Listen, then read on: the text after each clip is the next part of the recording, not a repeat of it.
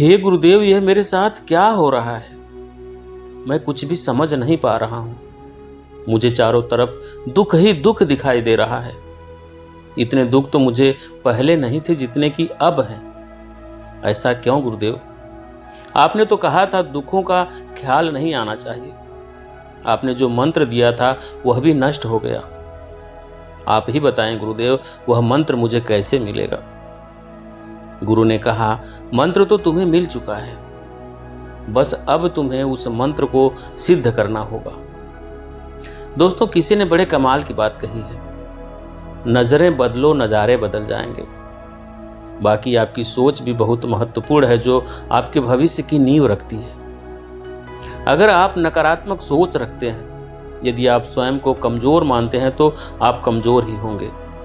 और अगर आप सकारात्मक सोच रखते हैं और स्वयं को मजबूत सोचते हैं, तो आप मजबूत हो जाएंगे।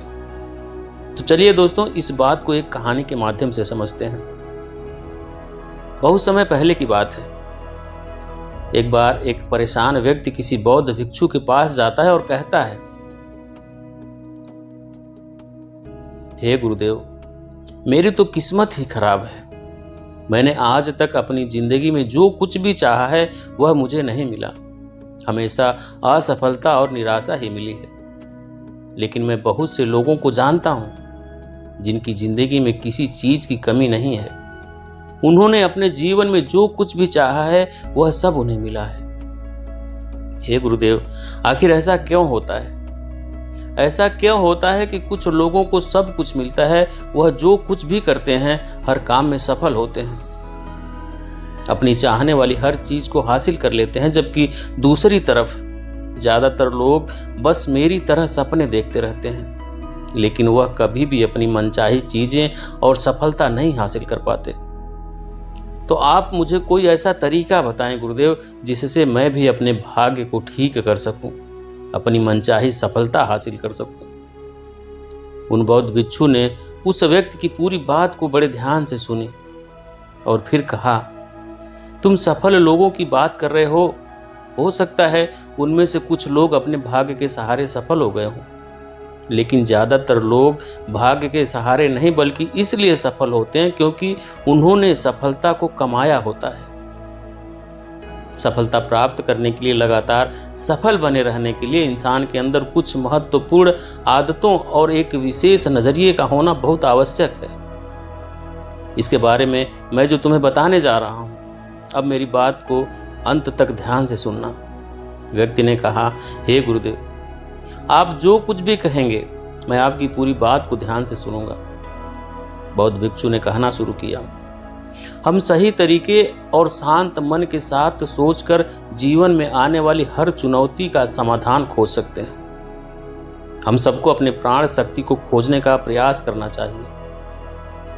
प्राण शक्ति को खोजने का मतलब एक ऐसी मानसिक अवस्था से है जहां प्रेम, अच्छा स्वास्थ्य और खुशियां ही खुशियां हों, जहां कोई रोग ना हो, कोई द्वेष, कोई चिंता या फिर कोई ईर्ष्या ना हो।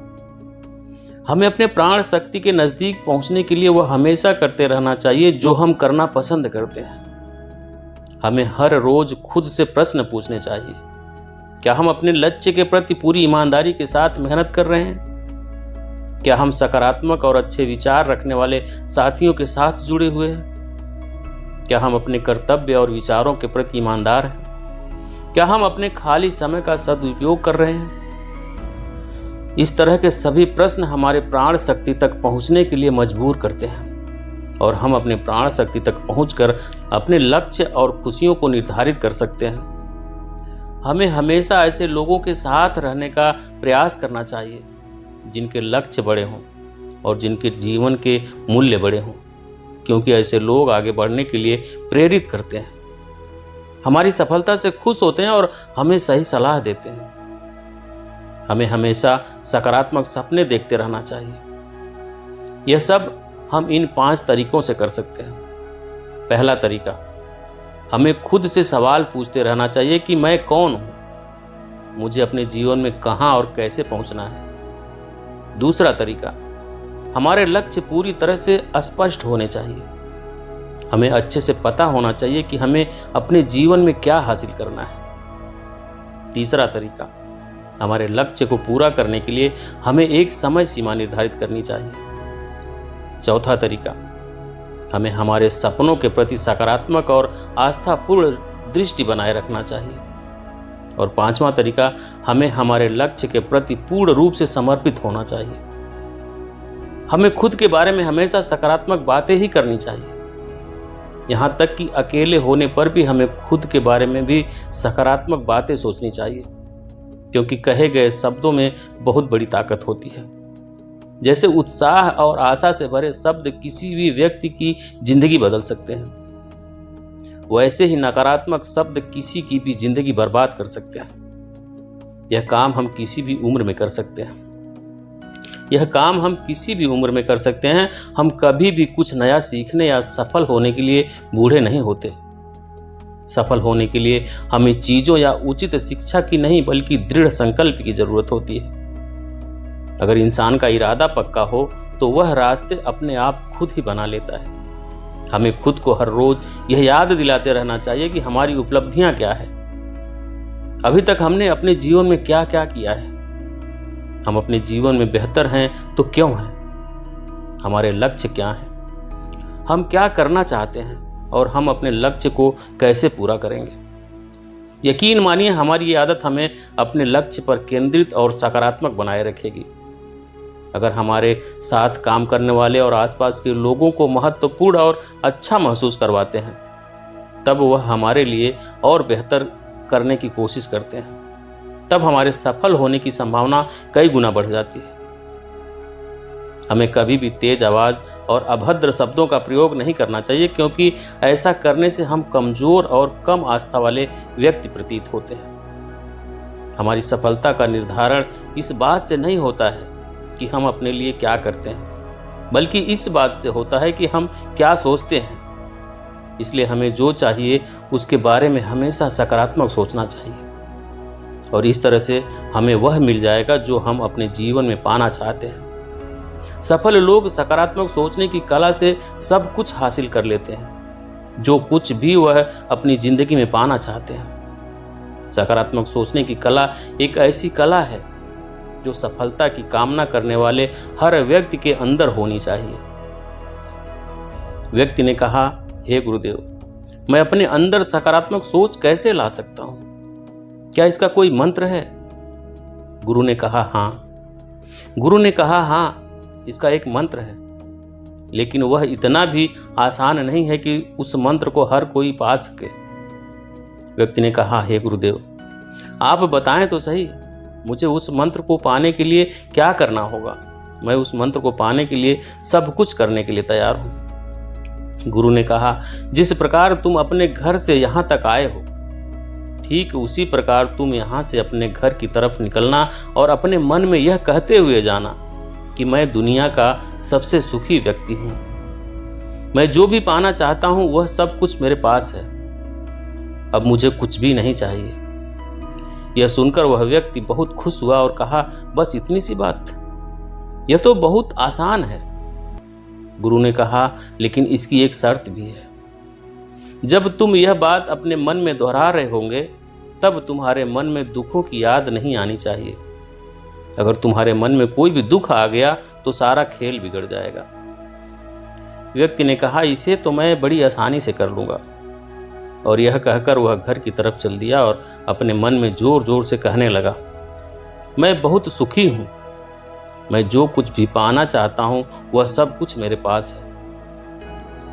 यह सब कहते ही उसके अंदर उसके पुराने दुख याद आ जाते हैं। जब जब वह कहता मैं सुखी हूं, तब तब उसे दुखों की याद आ जाती है। वह व्यक्ति दुखों को भुलाने की जितनी भी कोशिश करता है, दुखों के विचार उतने ही गहरे हो जाते हैं। उसे अपने चारों तरफ दुख ही दुख दिखाई दे रहे थे। वह व्यक्ति यह कहते हुए अपने घर की तरफ चलता रहा, मैं बहुत सुखी हूं, लेकिन दुखों के विचार उसके मन में इतने गहरे हो चुके थे कि अब उसके मुंह से यह बात निकलती ही नहीं थी कि मैं सुखी हूं। अब वह हर समय दुखों के बारे में सोचता रहता। घर पहुंचकर उस व्यक्ति ने जैसे तैसे करके रात बिताई और अगली सुबह होते ही दौड़कर आश्रम पहुंचा और वहां पहुंचकर गुरु के चरणों में गिर पड़ा और कहा, हे गुरुदेव, यह मेरे साथ क्या हो रहा है? मैं कुछ भी समझ नहीं पा रहा हूं। मुझे चारों तरफ दुख ही दुख दिखाई दे रहे हैं। इतने तो दुख मुझे पहले नहीं थे जितने कि अब हैं। ऐसा क्यों गुरुदेव? आपने तो कहा था दुखों का ख्याल भी नहीं आना चाहिए। आपने जो मंत्र दिया था वह भी नष्ट हो गया। अब आप ही बताएं गुरुदेव, मुझे वह मंत्र कैसे मिलेंगे? गुरु ने कहा, मंत्र तो तुम्हें मिल चुका है, बस अब तुम्हें उस मंत्र को सिद्ध करना होगा और उसका उपयोग करना सीखना है। व्यक्ति ने कहा, लेकिन गुरुदेव, आपने जैसा कहा था कि तुम्हारे मन में दुख ना आए, मैं तो ऐसा बिल्कुल भी नहीं कर पाया। मेरे मन में सिर्फ दुख ही दुख आ रहे हैं, फिर यह मंत्र कैसे काम करेगा? गुरु ने कहा, पहले तुम इस मंत्र को समझ लो, यह मंत्र अवश्य ही काम करेगा। व्यक्ति ने कहा, गुरुदेव, पहले आप मुझे यह बताएं कि आखिर यह मंत्र क्या है? गुरु ने कहा, हमारा मन ही वह मंत्र है। गुरु ने कहा, हमारा मन ही वह मंत्र है। हमारे साथ वही होता है जो हमारे मन की गहराइयों में चल रहा होता है, और तुम्हारे मन की गहराइयों में सिर्फ दुख है। इसलिए तुम्हें चारों तरफ दुख ही दुख दिखाई दे रहे थे, लेकिन जो तुम्हारे मन की गहराइयों में होना चाहिए था वह तुम्हारी जुबान पर है। इस मंत्र का यही नियम है कि तुम जिस चीज से बचना चाहते हो वह तुम्हारे मन की गहराइयों में पहुंच जाता था, वह तुम्हारे मन की गहराइयों में पहुंच जाता है। तुम दुखों से बचना चाहते थे, इसलिए तुम्हारे दुख तुम्हारे मन की गहराइयों में पहुंच गए। इसलिए तुम इसे ठीक से समझो। अगर तुम हमेशा नकारात्मक सोचते रहते हो तो नकारात्मक सोच तुम्हारे मन की गहराई तक पहुंच जाती है, और अगर तुम सोचते हो कि तुम दुखी हो, तुम्हारे पास कुछ भी नहीं है, तो तुम्हें हमेशा असफलता और निराशा मिलती है, और तुम्हारे पास चाहे जितना भी आ जाए वह तुम्हें कम ही लगेगा और तुम हमेशा दुखी रहोगे। अगर तुम्हारे पास चाहे जितना भी आ जाए वह तुम्हें कम ही लगेगा और तुम हमेशा दुखी रहोगे। अगर किसी के मन की गहराइयों में यह है कि मैं सुखी हूँ, मेरे पास सब कुछ है जो मैं पाना चाहता हूँ, तो उसके पास चाहे कितना भी कम हो उसे वह अधिक ही लगेगा और वह हमेशा खुश रहेगा। इसलिए तुम जैसा सोचोगे वैसा ही होगा। अगर तुम दुखों को सोचोगे तो तुम्हें दुख ही मिलेंगे, और अगर तुम सुखों को सोचोगे तो तुम्हें सुख मिलेगा। यही सफलता का मूल मंत्र है। तो ये थी आज की कहानी दोस्तों। आपको कैसी लगी कमेंट करके ज़रूर बताएं। कहानी पसंद आई तो प्लीज़ वीडियो को लाइक करें, शेयर करें, और चैनल पर अभी तक नए हैं, चैनल को सब्सक्राइब नहीं किए हैं तो प्लीज़ चैनल को सब्सक्राइब करें, बेल आइकन प्रेस कर लें ताकि आने वाली सभी वीडियो का नोटिफिकेशन सबसे पहले आपको मिले। वीडियो देखने के लिए बहुत बहुत धन्यवाद।